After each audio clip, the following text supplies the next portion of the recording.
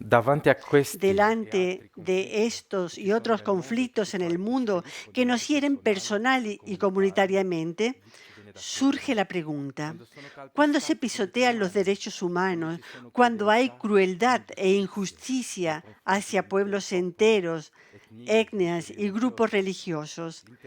¿Es siempre un error la intervención armada? ¿Puede haber una guerra justa? Lo preguntamos a Vincenzo Buonomo, rector de la Pontificia Universidad Lateranense en Roma y docente de Derecho Internacional. Creo que el primer elemento sea deber eliminar el término guerra, no solo como palabra, sino como concepto. No existe la guerra, no existe ni puede existir una guerra justa. ¿Por qué? Porque las condiciones que también históricamente habían hecho emerger esta teoría de la guerra justa hoy ya no existen. Baste pensar en el tipo de guerra que se hace, en el modo como se combate, las armas que se utilizan. Por lo tanto, no existe una justicia de la guerra.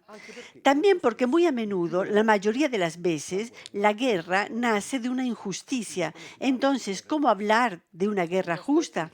El segundo aspecto, no puede haber ningún elemento vinculado a una visión sagrada o religiosa que pueda justificar un conflicto. Porque las religiones, el modo de creer y quizás también una ética que abraza la familia humana universal comporta la necesidad de resolver las cuestiones sin conflictos. Incluso los conflictos existentes deben resolverse de forma pacífica. Y aquí entra el concepto de paz. A menudo nos damos cuenta de que no hay paz cuando hay un conflicto, una guerra abierta. Quizás estamos llamados a modificar esta perspectiva. ¿Por qué? Porque si nos damos cuenta de que falta la paz cuando hay un conflicto, estamos dando la razón a los que dicen que la paz es solo una ausencia momentánea de guerra. En cambio, la paz es algo que tenemos que vivir y construir, algo que ciertamente implica no combatir, pero también implica la seguridad, una seguridad que no es solo militar, es seguridad económica, es seguridad humana. La paz es algo que todos debemos construir individualmente y de común acuerdo, podríamos decir.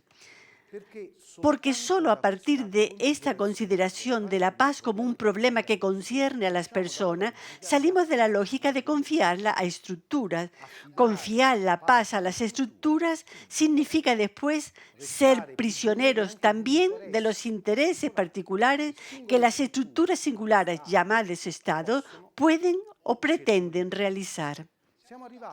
Hemos tomado conciencia de que no es posible hacer justicia por uno mismo si se vive dentro de un grupo, de una comunidad, de un cuerpo, pero hay quien debe actuar para garantizar la justicia.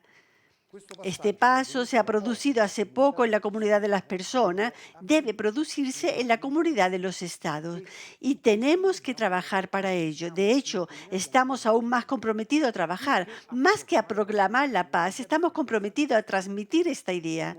Cuando lleguemos a tener a nivel internacional estructuras capaces de garantizar una efectiva justicia, evidentemente no se debería hablar más ni de paz ni de guerra, más bien deberíamos decir que hay alguien que no respeta a los demás y como consecuencia piensa que puede actuar solo.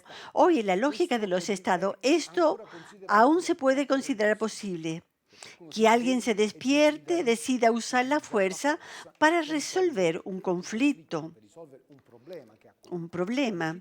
La legítima defensa funciona hasta que no interviene un instrumento colectivo que garantiza el retorno de la situación ordinaria. Creo que esto, si en 1945 se incluyó este auspicio, debemos asumirlo y tratar de que se viva. Es decir, yo he aprendido una pequeña cosa, que no todos somos médicos, ni todos somos profesores, ni maestros, no todos trabajamos en una fábrica, pero todos votamos. Pienso que nos reencontramos en este tipo de referencia. Bien, aquí hay que hacer un trabajo de presión y de formación, porque podemos dar nuestro aporte en todos los niveles. No es solo el conflicto de Europa del Este el que debe asustarnos.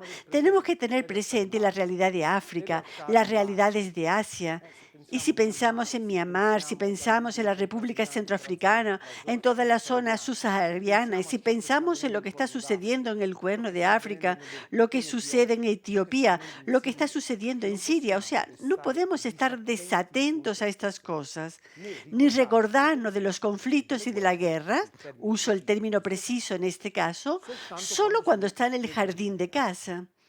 Deberíamos tener realmente este corazón dilatado y por lo tanto también esta atención dilatada. Así seríamos ciertamente un cuerpo que razona y funciona.